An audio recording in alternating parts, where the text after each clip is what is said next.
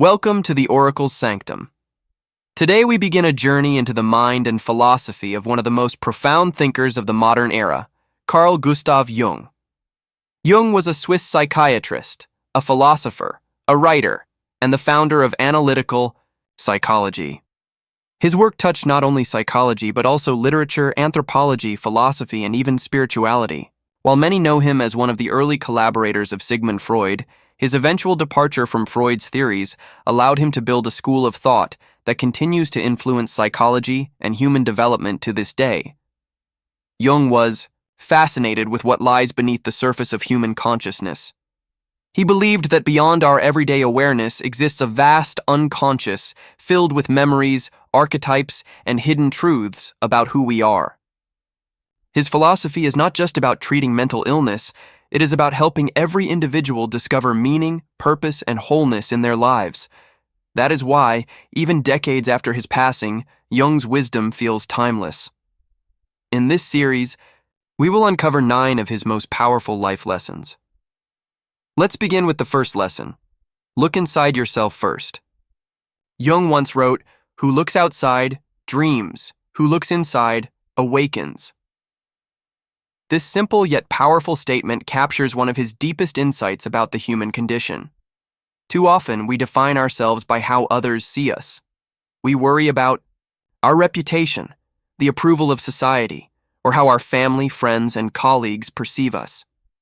We wear what Jung called the persona, a mask we show to the outside world. But while this mask may help us fit into society, it is not who we truly are. Jung reminds us that real awakening happens when we turn inward, when we take time to reflect, to be alone with our thoughts, to listen to our inner voice. We begin to see beyond the surface. This is not always an easy process. Looking inside often reveals our fears, our doubts, and the stories we have told ourselves for years. But it also reveals our deepest desires, our hidden strengths, and our true direction in life. By exploring our inner world, we discover what Jung called individuation, the process of becoming who we truly are. Think of it this way: if you never look within, your life may feel like living in someone else's dream.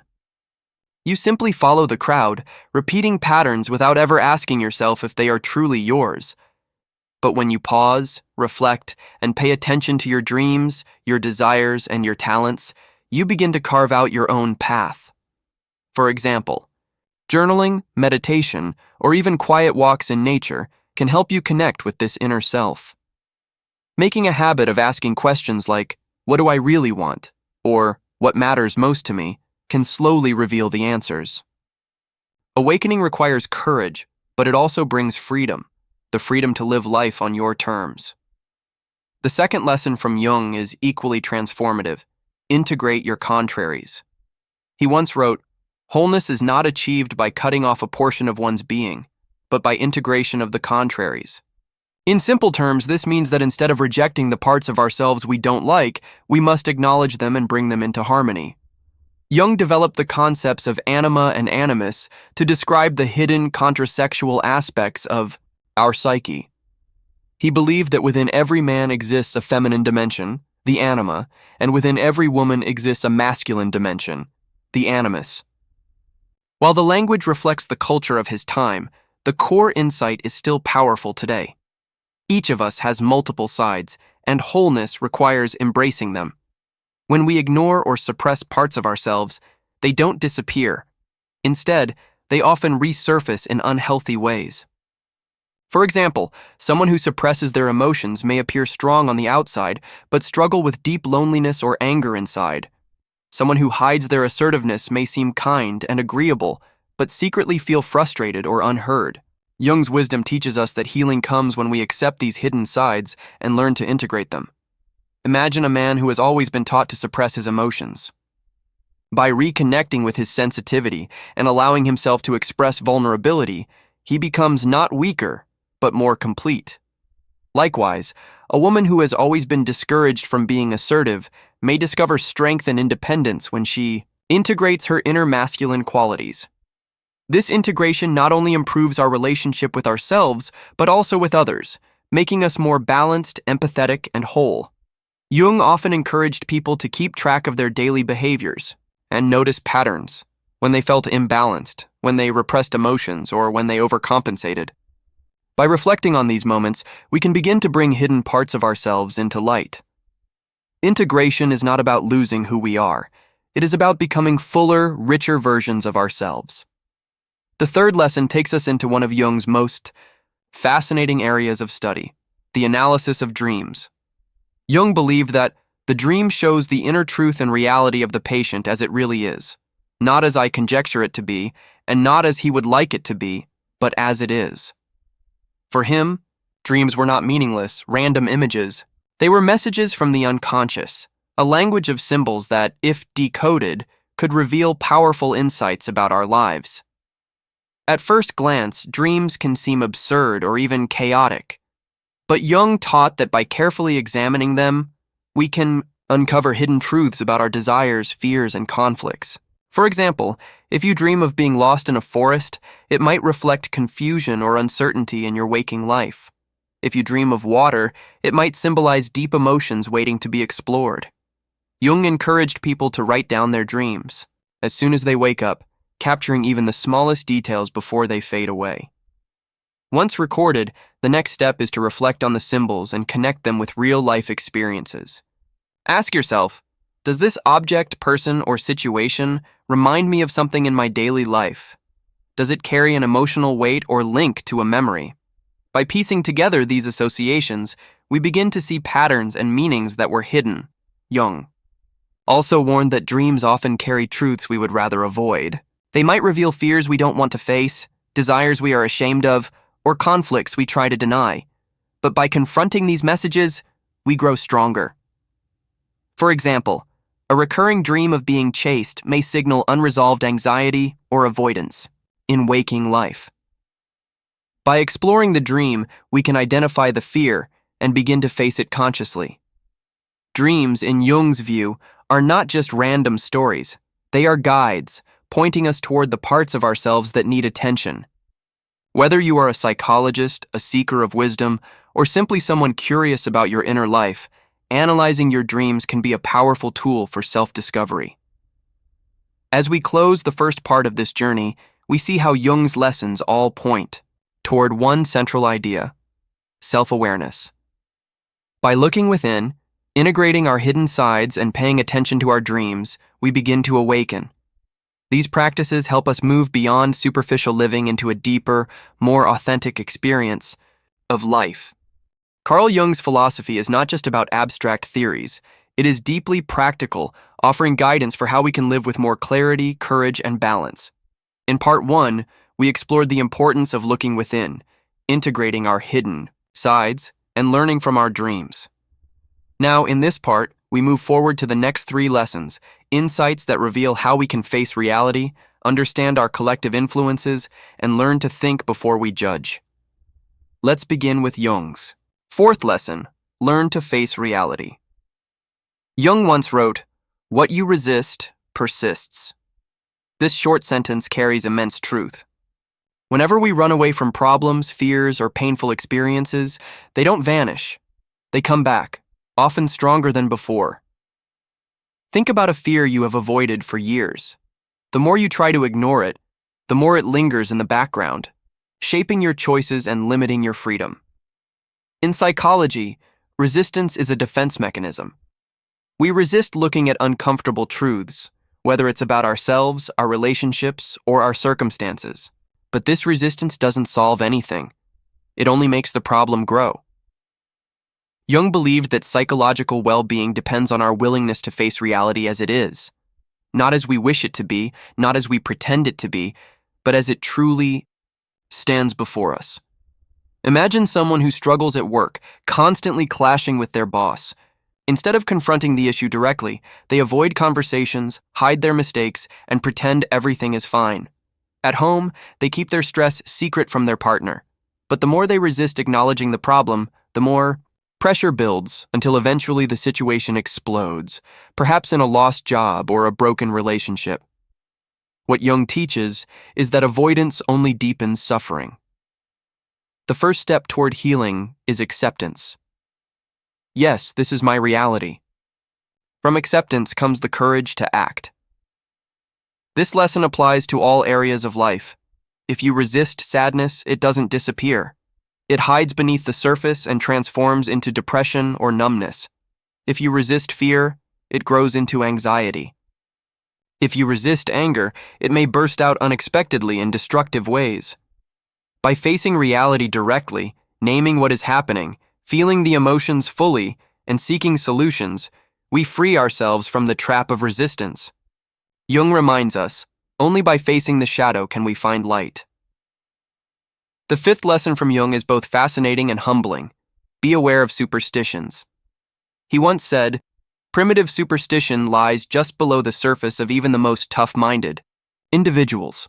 In other words, no matter how rational or modern we believe we are still influenced by myths, cultural stories, and collective beliefs passed down through generations.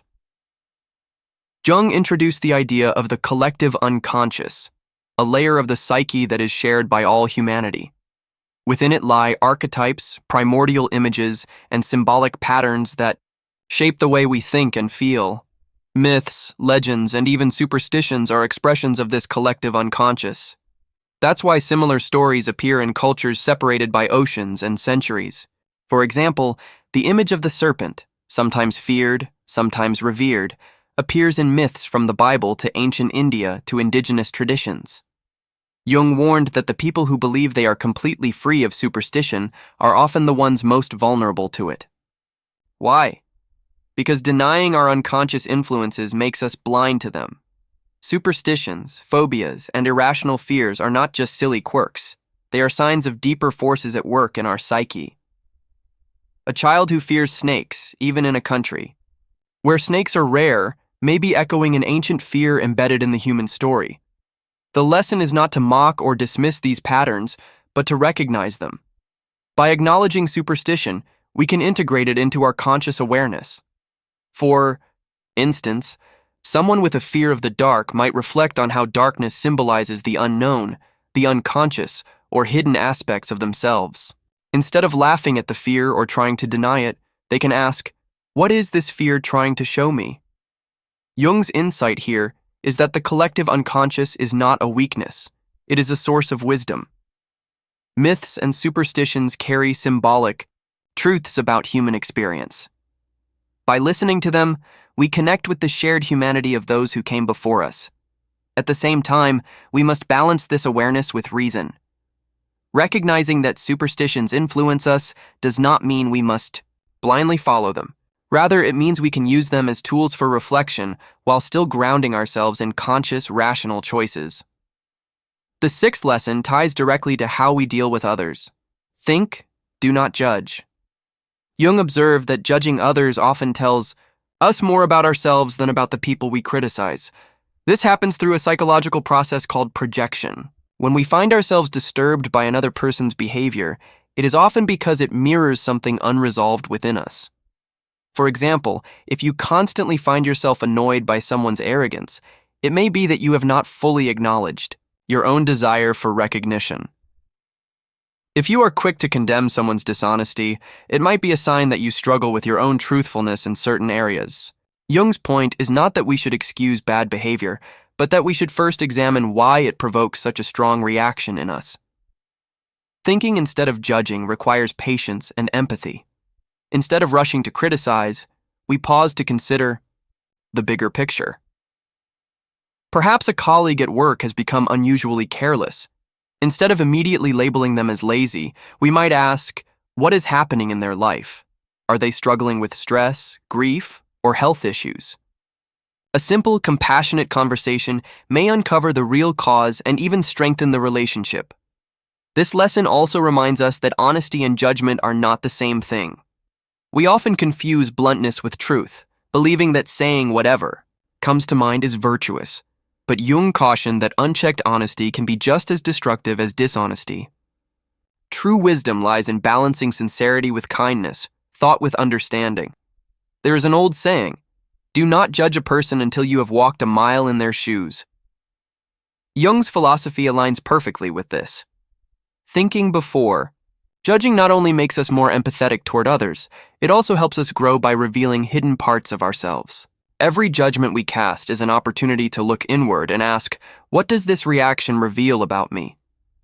As we reflect on these three lessons, facing reality, being aware of superstitions, and choosing thought over judgment, we see a common theme: awareness.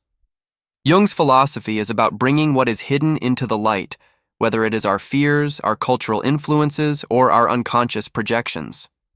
Each time we choose awareness over resistance, over denial, or over judgment, we take another step toward individuation, toward becoming more whole and authentic. As we enter the final part of our exploration into Carl Jung's timeless wisdom, we continue with three final lessons: insights that not only complete the circle of his philosophy, but also leave us with a roadmap for living more consciously and more authentically. In the earlier parts, we learned the importance of self-reflection, integration, dream analysis, facing reality, understanding superstition, and thinking before judging. Now in part 3, we turn to lessons that touch the core of Jung's vision, recognizing what lies within us, embracing solitude, and finding strength in the meaning of life itself. Let's begin with the 7th lesson. Everything that irritates us about others can lead us to an understanding of ourselves. Jung once wrote, "Everything that irritates us about others can lead us to an understanding of ourselves." On the surface, this may sound similar to the previous lesson about judgment and projection. But here, Jung takes it one step further. He suggests that our irritations are not just annoyances, but doorways to self-discovery. Think about the last time someone's behavior bothered you deeply. Maybe it was a friend who constantly interrupted, or a colleague who always bragged, or perhaps a family member who never seemed to listen. Instead of stopping at frustration, Jung invites us to ask, why does this behavior disturb me so much? Could it be that I too interrupt others without realizing it? Or that I secretly crave recognition, just like the braggart? Or perhaps I long to be heard, and their lack of listening touches a hidden wound within me. This process is not about blaming ourselves for others' faults, but about recognizing the mirror they hold up to us. Each irritation is a clue. By following these clues, we uncover parts of ourselves we may not have noticed. In this way, even difficult people become teachers, showing us where we still need to grow. Instead of saying, "They make me angry," we can learn to say, "Their behavior reveals something I must reflect on." The 8th lesson is about solitude. Jung valued solitude deeply, not as loneliness, but as a sacred space for transformation. He often emphasized that the journey of individuation, the process of becoming your true self, cannot happen in constant noise, distraction, or social approval. It requires time alone. In solitude, we meet the parts of ourselves we often avoid. We hear our inner voice without interference. We see the masks we wear and the roles we play, and we ask ourselves if they truly reflect who we are. This is why so many great thinkers, artists, and spiritual seekers have cherished solitude. It is not an escape from life. It is preparation for living it more authentically. But solitude in Jung's philosophy is not only physical, it is also psychological. Even in a crowd, we can practice solitude by staying connected to our inner world, by remembering our values, our vision, and our purpose. In a society that constantly demands our attention, this inner solitude is more important than ever. Of course, solitude can also feel uncomfortable. When the distractions fade, we may encounter silence, uncertainty, or even fear. But Jung teaches us that these moments are not signs of weakness. They are thresholds to growth. The discomfort of solitude is the beginning of self-discovery. Over time, solitude becomes not something to fear, but something to treasure. Chapter 6. 9th and final lesson is perhaps Jung's most profound. A meaningful life is what makes us strong. He wrote, "A man who has not passed through the inferno of his passions has never overcome them." For Jung, strength does not come from denying struggle. It comes from finding meaning within it. Every human being faces suffering, loss, disappointment, illness, failure. But what makes the difference between despair and resilience is whether or not we find meaning in that suffering. If we see pain as meaningless, it crushes us. But if we discover within it a lesson, a transformation, or a deeper connection to life, then the suffering becomes fuel for growth. Jung's own life was marked by struggles, his painful break with Freud, his periods of deep introspection, his encounters with what he called the shadow. Yet instead of being destroyed, by these experiences, he used them to fuel his work, giving the world insights that continue to inspire generations. He believed that when we find purpose, when we connect to something larger than ourselves, whether that is love, creativity, service, or spirituality, we become unshakable. This lesson is especially important today in a world where many feel lost, disconnected, or overwhelmed. Jung reminds us that meaning is not given, it is created. We create meaning when we commit to what matters most to us. We create meaning when we transform suffering into wisdom. We create meaning when we align our lives with our deepest values, and in doing so, we discover strength we never thought we had. Now, as we close this journey through Carl Jung's 9 life lessons, let us reflect. He taught us to look within, to integrate our hidden sides, to pay attention to our dreams. He reminded us to face reality, to be aware of the myths and superstitions that shape us, and to think before we judge. He showed us that irritations can be teachers, that solitude is sacred, and that meaning gives us strength. Taken together, these lessons form not just a philosophy, but a path to becoming whole, authentic, and fully alive. They encourage us to move beyond masks, beyond fear, and beyond superficial living, into a life of depth, courage, and purpose. Thank you for joining me here at the Oracle's Sanctum. If you found these lessons meaningful, I invite you to continue exploring with us. There is always more wisdom to uncover, more journeys to take.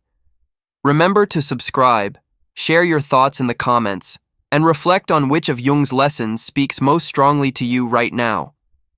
Until next time, may your path lead you ever closer to your true self.